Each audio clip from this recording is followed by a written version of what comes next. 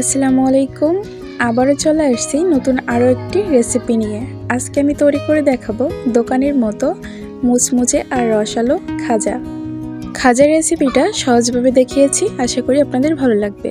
ভালো লাগলে চ্যানেলটি সাবস্ক্রাইব করে পাশে থাকবেন আর সাথে বেল বাটনটি অন করে রাখবেন। খাজা তৈরির জন্য প্রথমে নিচ্ছি 1 কাপ আটা। আটার পরিবর্তে ময়দাও নিতে পারবেন। এরপর দিচ্ছি পরিমাণ মতো লবণ। এখন এই আটা আর লবণটা ভালোভাবে একটু মিশিয়ে নিচ্ছি। এখানে তেল ব্যবহার করার কোনো প্রয়োজন নেই। এরপর এখানে দিচ্ছি নর্মাল পানি দিয়ে একটা রুটির মতো ডো তৈরি করে নিব।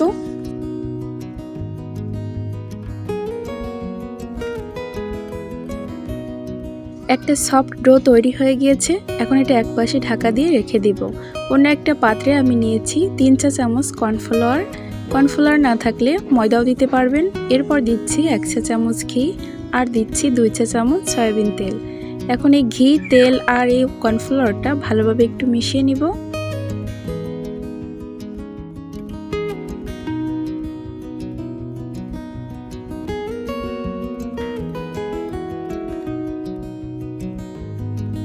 ডোটা আবারও কিছু সময় মুথে নিয়েছি।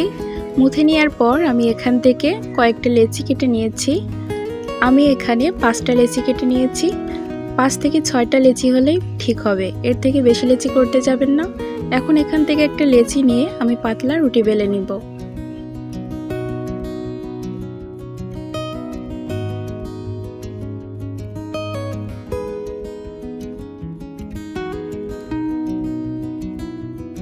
একটা রুটি বেলা হয়ে গিয়েছে। এর উপর দিয়ে কিছুটা আটা ছড়িয়ে আমি একটা প্লেটে রেখে দিচ্ছি। সেমভাবে আমি সবগুলো রুটি বানিয়ে নিয়েছি। এখন একটা রুটি নিয়ে আমি যে মিশ্রণটা গুলে রেখেছিলাম সেটা উপর দিয়ে লাগিয়ে দিচ্ছি। সম্পূর্ণ রুটিতে ভালোভাবে লাগিয়ে নিতে হবে। লাগানোর পর এর উপর দিয়ে আমি আরও একটা রুটি দিয়ে দিচ্ছি।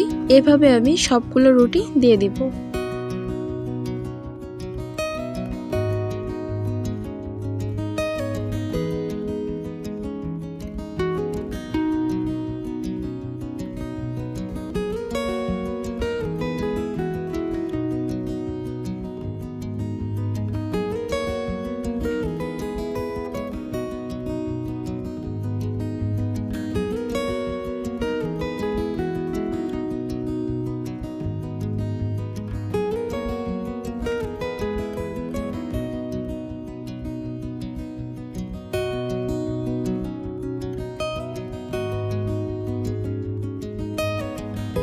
সবগুলো রুটি একটার পর একটা দিয়ে আমি বসিয়ে দিয়েছি।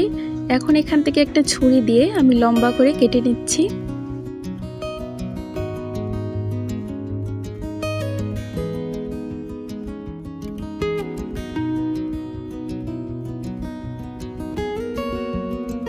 রুটিটা সুন্দরভাবে এভাবে রোল করে নিয়ে আসতে হবে।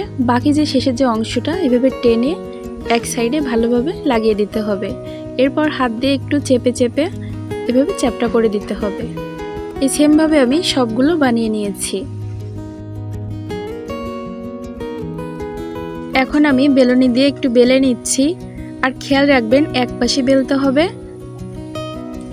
আর এইভাবে আমি সবগুলো বানিয়ে নিয়েছি। এখন সরাসরি আমি তেলে ভেজে নিচ্ছি। তেলের ভিতর দেওয়ার পর এভাবে খুন্তি হোক, চামচ হোক, যেটা দিয়েই হোক এর উপর এভাবে তেলটা ছড়িয়ে দিবেন। এতে করে লেয়ারগুলো উঠে আসবে।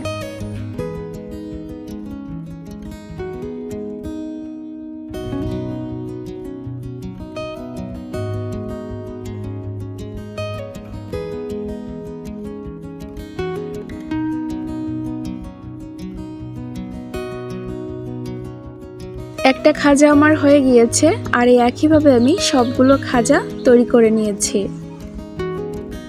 খাজার উপর দিয়ে দিচ্ছি ঘন চিনির শিরা। এতে করে খাজাগুলো রসালো হবে। এখন আমি আপনাদের একটা খাজা ভেঙে দেখাচ্ছি। খাজাটার উপরটা ক্রিস্পি আর ভেতরটা রসালো, মুখে দেওয়ার সাথে মিলিয়ে যাবে। তো বাসায় একবার হলো ট্রাই করবেন। তো সবাই ভালো থাকবেন, সুস্থ থাকবেন। আবারও চলে আসবো নতুন কোনো রেসিপি নিয়ে। আল্লাহ হাফেজ।